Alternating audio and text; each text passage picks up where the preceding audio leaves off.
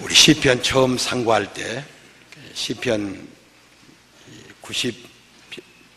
119편은 히브리 시인이 자기 나라 글자인 히브리어 22자를 첫 자를 따서 한 절에 한 자마다 우리말로 8절씩 해서 176절의 말씀을 가지고 하나님을 찬양했고, 그 중에 4구절을 빼고는 하나님의 말씀에 대한 자기 표현이었다. 성령께서 이 사람을 감동해서 말씀을 깨닫게 하시고 말씀을 고백케 했습니다. 그리고 많은 사람들이 오고 오는 세대에 우리도 동일하게 이 말씀을 대할 때 나의 고백으로, 하나님이 나에 대한 말씀으로 받아들이게 됩니다. 그리고 다른 말씀들은 해석하기 어려운 말씀이 있습니다. 사도 베드로가 바울의 서신 가운데 덜 어려운 것이 있다. 구약에서 역사적 배경을 알지 못함으로 덜 어려운 일이 있지만 119편 말씀은 누구도 한글만 해석하면 읽고 이해할 수 있는 어려운 문장이 없는, 어려운 말씀이 없는 가장 쉬운 말씀이면서도 큰 능력을 주는 하나님의 말씀입니다. 오늘도 우리가 8년과 9년을 통해서 하나님의 말씀을 상고하게 되는데, 8년을 중심으로 상고하고 마지막 말씀 한 2절만 상고한 후에 다음 수요일 때 말씀을 상고하고자 합니다. 오늘 중심 사상을 3가지로 나눌 수 있습니다. 성도가 경건하게 살기 위해서는 기본적 3가지가 필요하다. 지금 자신과 비교하면서 봤으면 합니다. 율법을 지키기로 결정한다. 율법을 지키기로 결정한 다음 그걸 잘 지킬 수 있도록 능력을 달라고 기도하게 된다. 그리고 실질적으로 그 일을 생활 속에서 실천하면서 잘못을 고쳐나가는 그러한 삶을 우리 성도들이 살아야 된다는 사실을 가르치는 말씀이 첫 번째 중심 사상입니다. 두 번째는 성도가 신앙생활을 바로 하게 되면 말씀을 가까이 할 수밖에 없다. 우리 육신이 먹지 않으면 배가 고픈 것처럼 하나님의 말씀을 접하지 않으면 영혼이 갈급함을 느껴서 반드시 말씀을 찾게 돼 있고 말씀을 나누게 돼 있다. 그리고 세 번째는 성도가 이 세상을 살아가면서 고난이 닥칠 때 다른 사람들은 고난 때문에 실망하고 성격이 사라지지만 오늘 우리는 고난 때문에 오히려 더 겸손해지고 오히려 하나님의 섭리를 깊이 깨닫게 되므로 고난이 내게 유익이었다라고 고백할 수 있는 사람이 된다는 사실을 가르치는 말씀이 오늘 본문 3번째 중심 사상입니다. 우리 먼저 8절까지 8절 말씀을 2단어로 상고하고 마지막 말씀은 2절만 살펴보겠습니다. 먼저 57절로 69절 말씀입니다. 주여 나에게 경건한 삶을 살 수 있도록 은혜를 베푸소서 그랬습니다.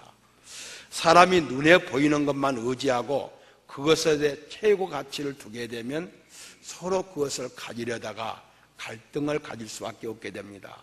그런데 사람이 하나님의 말씀, 하나님에게 최고의 가치를 두게 되면 서로가 갈등이 생기지 않고 서로 도울 수 있는 그런 환경이 조성된다는 사실을 지금 우리에게 말하려고 합니다. 먼저 57절 말씀 봅시다. 여호와는 나의 분기시니 나는 주의 말씀을 지키리이다. 이 말씀 주어를 여러분 자세히 보시기 바랍니다. 여호와는 나의 분기시다. 분기시란 무엇을 의미하는가? 여호와는 나의 목이시다. 생의 분기시라 할 때 여호와는 나의 삶의 전부다. 여호와는 나의 몫이고 나의 삶의 전부다. 누가 이런 말을 할 수 있을까? 하나님께서 너는 내 목이요 너는 내 기업이다. 내가 너를 내 것으로 생각하고 나의 기업으로 생각한다. 그렇게 우리를 위해서 선언한 내용을 믿음으로 받아들이면 자연적으로 하나님은 나의 목이시요 나의 분기시요 나의 기업이십니다. 이것이 살면서 한번 딱 그렇게 말하고 끝나는 것이 아니라 계속적으로 하나님이 너는 내 것이다. 그런 말을 들 때마다 하나님은 나의 목이십니다. 내가 너를 기업으로 너를 늘 보호하고 양육하고 있다. 그럴 때마다 하나님은 나의 기업이십니다. 나를 늘 도우시는 분입니다. 이것이 계속 교차돼 갑니다. 이렇게 말할 수 있다는 것은 얼마나 감사한가. 이런 삶을 사는 사람들은 언제든지 자족하는 비결을 배우게 되고 부족함이 없고 생의 갈등을 그렇게 심하게 느끼지 않고 살게 됩니다. 이런 말을 하는 사람들이 이어지는 말씀이 바로 58절입니다. 내가 전심으로 주께 간구하여 싸우니 주의 말씀대로 내게 은혜를 베푸소서. 여호와께서 나의 분기시고 나의 행복이시고 나의 생의 모든 것이다. 그렇게 말하게 되면 반드시 그냥 거기서 정지하는 것이 아니라 내가 전심으로 주께 간구합니다. 내 마음을 다 모두어서 주께 간구하는데 주께서 말씀하신 대로 내게 은혜를 베푸셔서 제가 이 주의 말씀하신 대로 이 말씀하신 대로를 원고를 정리하다가 제게 갑자기 떠오른 말씀이 이사야 43장 말씀입니다. 이사야 43장 이사야는 하나님을 어떻게 배웠는가? 그는 나를 지으신 분, 나를 조성하신 분이다. 그리고 주님께서 우리에게 하시는 말씀, 각자에게 하시는 말씀, 내가 너를 지명하여 불렀나니 너는 내 것이라. 내가 물 가운데 전할 때 물이 너를 침몰치 못할 것이요 내가 불 가운데 행할 때 내가 불꽃이 너를 사르지 못하게 할 것이다. 하나님이 우리 인생을 살아가는데 어떠한 어려움이 있다 할지라도 그것이 너를 함부로 하지 못하고 하나님께서 너를 지켜주신다. 이 약속이 기억이 납니다. 그래서 어려운 일을 당할 때 안절부절하지 않고 하나님께 약속하신 대로 내게 은혜를 베푸소서라고 하나님의 은혜를 간구하게 됩니다. 은혜를 간구할 때 뒤에도 나옵니다만 은혜를 받게 되면 상황 대처 능력, 이익이 관리 능력이 즉시 자기에게 오게 되는 것을 경험하게 됩니다. 이것이 바로 시인의 성도들의 삶의 자세입니다. 그리고 이어서 59절 말씀 뭐라고 말합니까? 이렇게 삶을 살다 보면 내가 내 행위를 생각하고 주의 증거들을 향하여 내 발길을 돌이켜 싸우니 그래요. 내가 내 행위를 생각합니다. 세상이 제약의 문화권 속에서 살기가 그렇게 썩 쉽지 않습니다. 제가 한 20년 전에 그 알래스카를 갔는데 우리 식구 친구 그 채용되시는 분이 그분이 그러더라고요. 목사님, 여기 알래스카 가서는 흰 아이사스를 갈아입을 필요가 없습니다.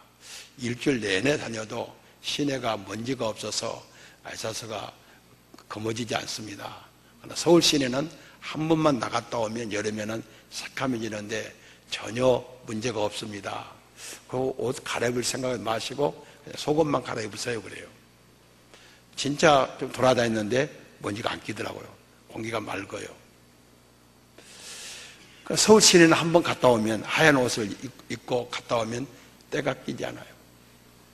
인생을 살아가는데 세상이 만만찮아요. 계속 제약과 접촉하다 보면 우리도 나도 모르게 제약적인 반응을 일으킬 때가 있어요. 아무리 앞에서 여호와는 나의 기업, 나의 분깃이라고 고백했는데도 세상이 만만치 않으니까 세상과 접촉하는 과정에서 어떠한 반응이 잘못된 반응을 일으킨 것을 생각이 납니다.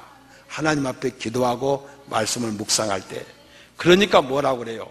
내 행위를 생각하고 주의 증거를 향하여 발길을 돌이켰습니다. 내가 지금까지 한 일이 잘못된 거 돌이키겠습니다. 자기가 지금 어디로 잘못 가고 있는 방향을 수정해서 가겠다는 하나님 앞에 이야기를 하게 됩니다. 이것이 바로 하나님의 말씀을 따라 사는 사람들의 삶의 자연적인 현상입니다.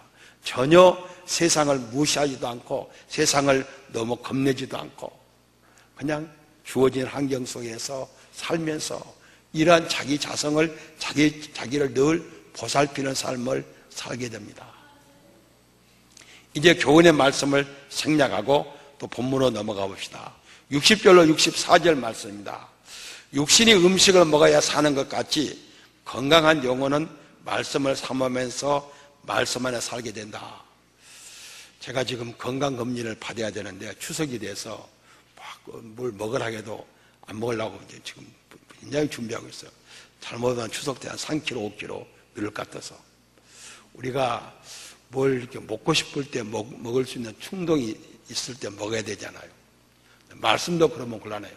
말씀이 우리에게는 너무 많이 오니까 한 입만 골라서 먹으면 내가 너무 영적으로 충만해지면 그냥 신학적으로 하고 싶은 마음이 생길까 모르니까 그걸 안 해야 되겠다. 그런 생각 할 필요 없어요. 육신은 좀 전략해도 영혼의 양식은 있을 때마다 그냥 주엄주엄 주워 먹는 것이 좋아요. 그런데 육신의 양식을 이렇게 명절 때 골라 먹어야 되는 것처럼 우리도 영혼의 양식을 골라 먹을 필요는 없는 것 같아요. 그래서 왜 그래야 되는가? 우리가 살아있는 사람이라면 말씀이 접촉할 때 삶의 변화가 옵니다. 요로법을 연구하는 사람들이 뭐라고 말한 거냐? 요로법, 소변이 생명체에 닿으면 냄새가 안 난대요. 그런데 무생물체 닿으면 냄새가 난대요. 오줌 냄새가 난대요. 진짜 그러더라고요. 그러듯이 하나님의 말씀이 생명체에 닿으면 삶이 변화가 오고 능력이 나타나요. 그런데 하나님의 말씀이 죽어버린 사람에게 나타나면 엉뚱한 소리를 하고 그 사람 변화가 안 일어나요. 우리가 늘 자기를 정결케 하는 일은 말씀이 우리에게 올 때 내가 어떠한 반응을 일으키는가, 내가 지금 살아있다면 삶의 변화가 나오는데 전혀 말씀을 들어도 변화가 안 일어나요. 오늘 서장모님 다른 데 가셨는데 지금 원주 가셨어요.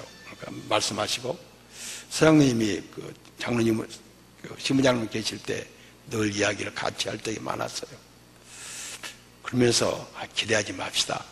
이렇게 빨리 변화가 오겠어요? 변화가 없을 테니까 우리 생애의 변화를 보고 죽겠어요? 그렇게 늘 그런 이야기를 자주 했어요.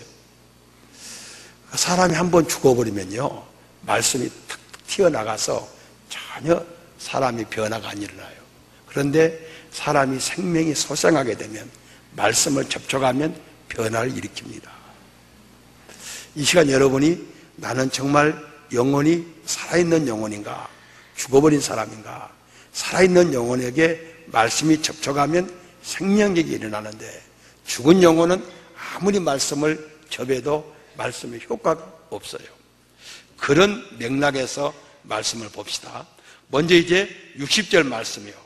주의 계명들을 지키기에 신속하고 지체하지 아니하나이다. 살아있는 사람은요, 하나님의 말씀이 오면 신속하고 지체하지 않아요. 사도 바울이 빌렉스 총독에게 복음을 전했어요. 그러니까 심판과 재림을 전하니까 무서운 마음이 생겼어요. 그런데 무서운 마음과 동시에 무슨 마음이 생겼는 거니? 이 사람이 돈이 많다더라. 구제연금을 갖다 예루살렘교회 줬다더라. 이 사람 주변에는 돈이 많이 들어온다더라. 자주 부르면 돈을 줄까 봐서 그냥 미결로 2년간을 놔두다가 다시 다른 총독이 와서 그 사람은 회개하지 못하고 떠났어요. 그래서 사도행전을 연구하는 사람 빌렉스라는 총독을 미결 인생이라고 그래요. 사람이 말씀을 접촉하면 즉시 반응을 일으켜야 되는데 내일 하자, 내년에 하자, 그렇게 미뤄요. 미루다 보면 말씀을 신속히 받아들이지 못하면 생명력을 소생할 수 없습니다. 그래서 뭐라고 기도해요? 주의 계명을 지키기에 신속하고 지체하지 아니하나이다. 지체하지 않기를 바라고 지체하지 않겠다고 다짐하게 돼요. 그리고 61절 봅시다. 그런데 우리의 현실이 어때요? 악인들의 줄이 내게 두려 엎겼을지라도 나는 주의 법을 잊지 않겠나이다. 얼마나 우리가 어떤 선한 일을 감당하는데 악한 요소들이 이리저리 이중 삼중으로 얽혀 있어요. 요나서를 보면 요나가 바다 깊은 곳에 들어갔는데 미역이나 그런 해초들이 자기를 두루 얽혔어요. 우리가 세상 살아가는데 자유자재로 살아갈 수 없는 것은 죄악의 요소들이 직장, 가정, 여기저기서 막 얽혀 있어요. 그러니 하나님도 내 형편을 아시겠지 하고 포기할 수 없다는 거예요. 아무리 악한 여건들이 우리에게 얽혀있을지라도 나는 주의 법을 잊지 않고 주의 말씀대로 신실하게 살아가겠다고 다짐하게 돼요. 영원히 말씀의 효용성을 이미 경험했기 때문에. 그리고 뭐라고 말합니까?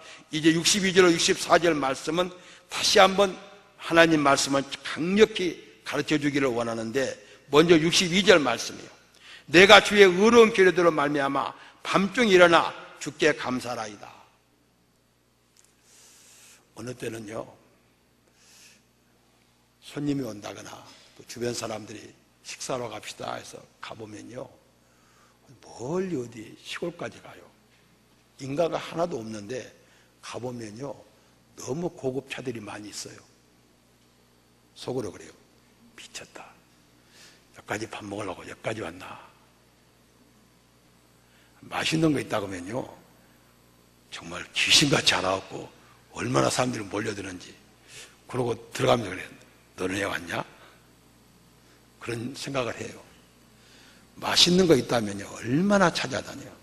그런데 맛있는 성경이 있다는데 얼마나 우리가 사모해요. 시편 110편 말씀은 정말 말씀을 잘 요리해 놓은 말씀이란다. 그래도 얼마나 사모해요. 서집사, 오늘 말씀을 사모하고 갔지. 엄청나게 사모하고 갔어요. 그러니까 우리가 말씀을 이렇게 주의 말씀, 어려운 규례들을 말미암아 밤중에 그냥 밤을 계속 하룻밤 잘 수 없고 일어나서 말씀을 다시 읽거나 낮에 읽은 말씀을 묵상할 수밖에 없다는 거예요. 너무 자기에게 놀랍고 진지한 말씀에서 그냥 넘어갈 수 없다. 그렇게 말씀이 사모된다는 거예요. 최소한도요, 우리가 119편 말씀을 상고할 때는 정말 그렇구나 이렇게 느껴야 돼요. 그 다음에 이제 63절 말씀을 갑니다. 나는 주를 경외하는 모든 자들과 주의 법들을 지키는 자들의 친구입니다. 이 말씀을 다시 주보를 봅시다.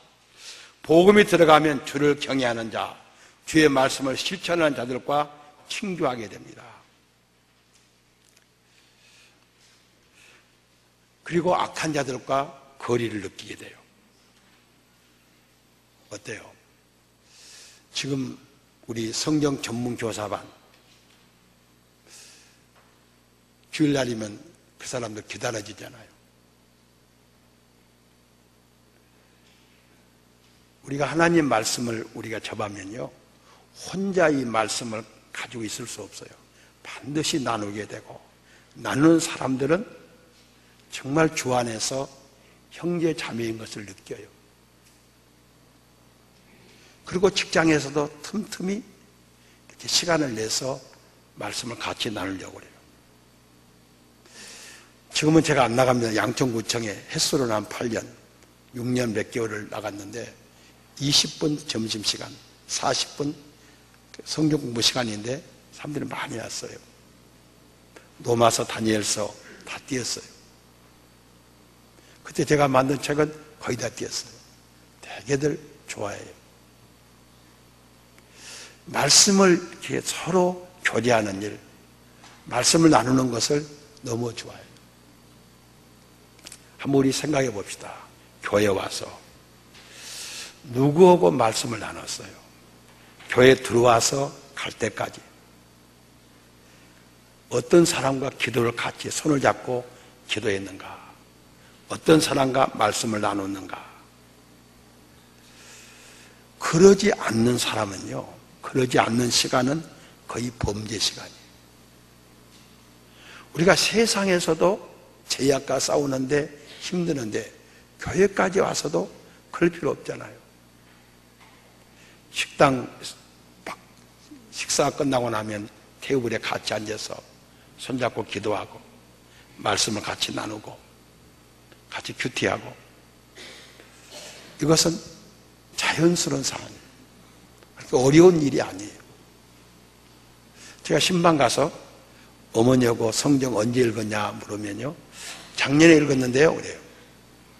그런 사람도 있고 오늘도 읽었는데요 그런 사람이 있어요. 여러분, 교회 와서 누구와 기도한 경험이 있어요? 내가 안 물어볼게요. 혹시 또 안 했을지 모르니까.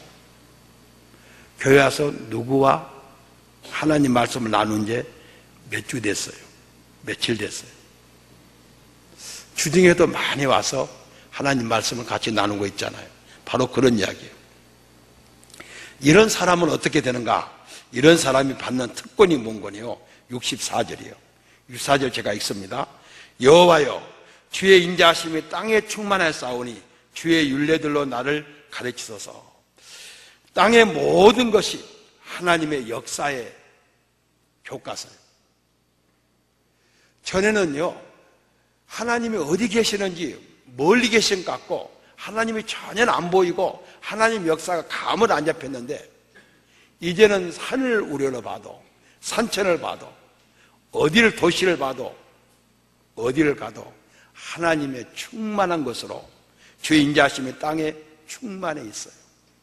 내 과거 역사를 돌아봐도 하나님의 도우심이 있었고, 우리 교회를 돌아봐도 하나님의 도우심의 역사가 있었고, 우리 가정을 오늘 이 추석 때 같이 만나서 생각해봐도 지난 한 해 동안 얼마나 하나님이 나와 함께 하셨는지, 우리 가정과 함께 하셨는지 하나님의 역사의 교과서예요. 바로 내가 하나님의 역사의 교과서예요. 그래서 어때요? 이제는 내가 주의 율례로 이런 모든 역사가 하나님의 섭리 가운데 대해진 것을 가르쳐달라는 거예요. 너무도 확실하고 너무도 놀라워요. 이것을 경험하게 돼요. 이것은 이렇게 어떤 특별한 신자들이 아니라 그냥 자연적으로 예수를 믿고 하나님의 말씀을 순간순간 묵상하고 연구하는 사람이 느껴야 될 내용이에요. 이제 2절만 잠깐 보고 마치겠습니다. 먼저 우리 9페이지 65절 말씀과 마지막 72절 말씀만 봅니다. 간단히 봅시다. 먼저 우리 9절 말씀 제가 읽습니다. 여호와여, 주의 말씀대로 주의 종을 선대하소서. 여러분들이 읽을 때는요, 어떻게 읽는 거냐? 여호와여, 주의 말씀대로 주의 자기 이름을, 주의 종을 말고 주의 자기 이름을 부르면서 선대하셨나이다. 그렇게 우리 같이 한번 읽읍시다. 자기 이름을, 종을 자기 이름으로 고칩니다. 시작.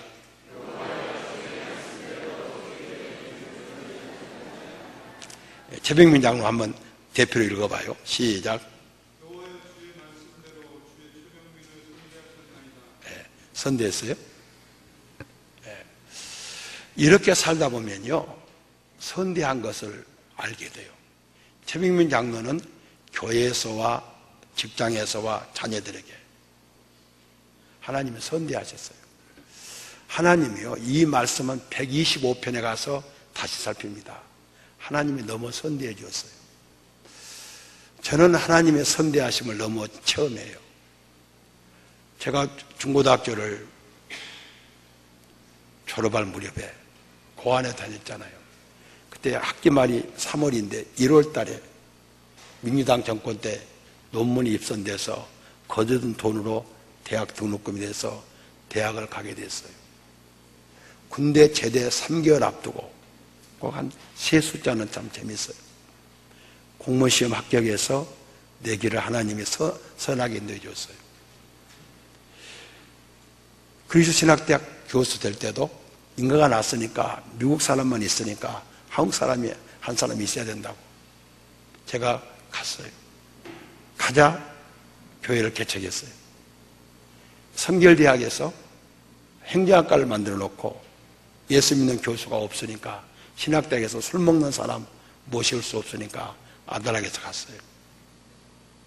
배석대학이 교수들이 이렇게 물밑도 밀려오지 않을 때 인가 내놓고 교수가 모자라니까 아달락했어요.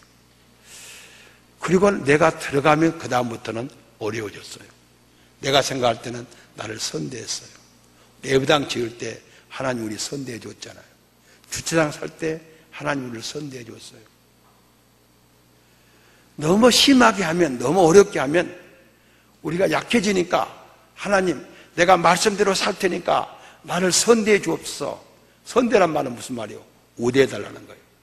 우대권 달라는 거예요.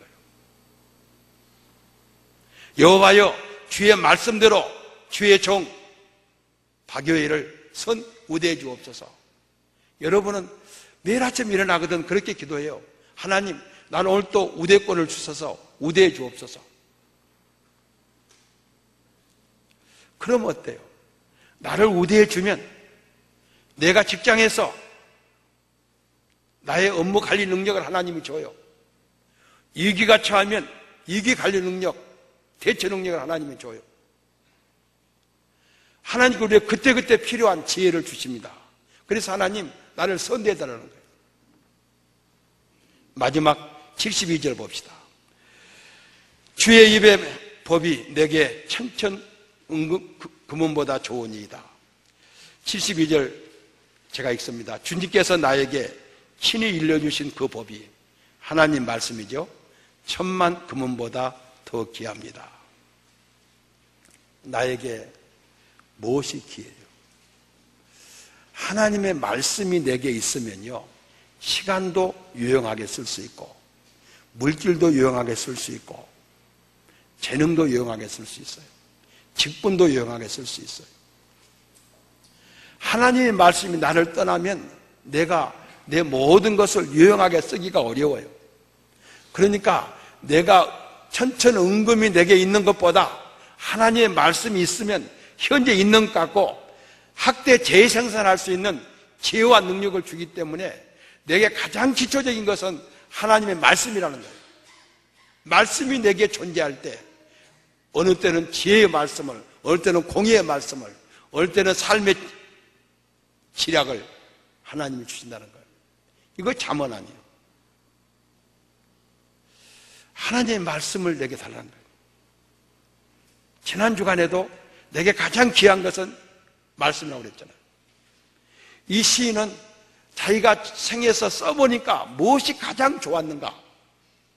하나님의 말씀이 자기에게 손에 쥐어졌을 때, 하나님의 말씀이 자기 가슴 속에 담겨져 있을 때 자기가 실수하지 않고 자기 생을 살아가는데 하나님이 우대를 했다는 거예요.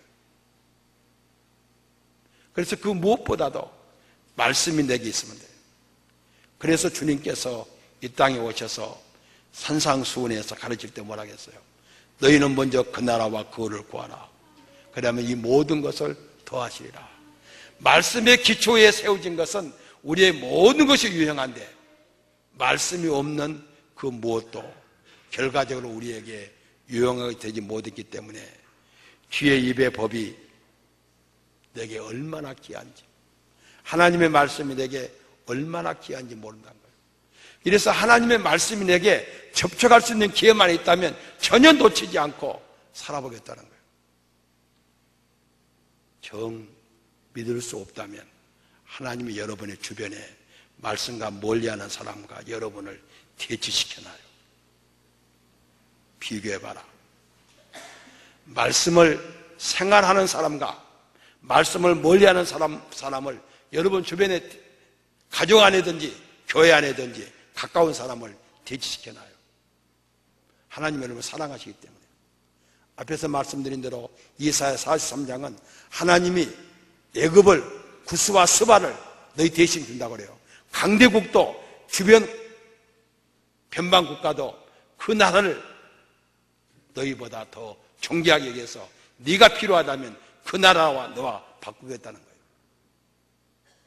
우리에게 하나님이 말씀의 귀중성을 깨닫게 하는 데는 주변의 사람들을 배치해 놓고 말씀을 멀리하는 사람과 말씀을 가까이 하는 사람을 비교해 놓고 어느 걸 선택하려고 물어봐요. 이것이 신명기 28장부터 32장까지 말씀이에요.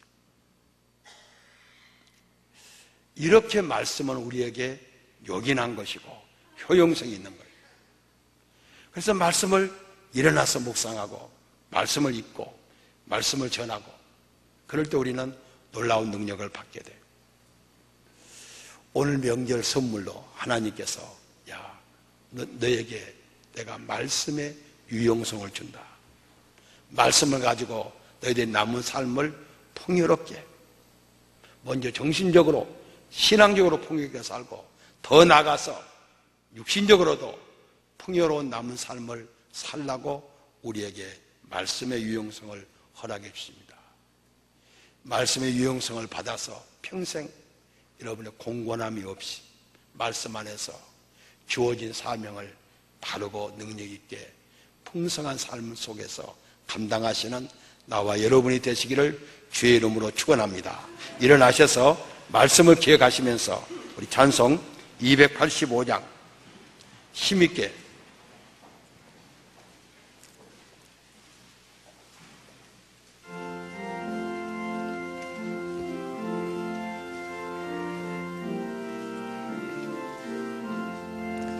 주의 말씀 받은 그날 참 기쁘고 복되도다.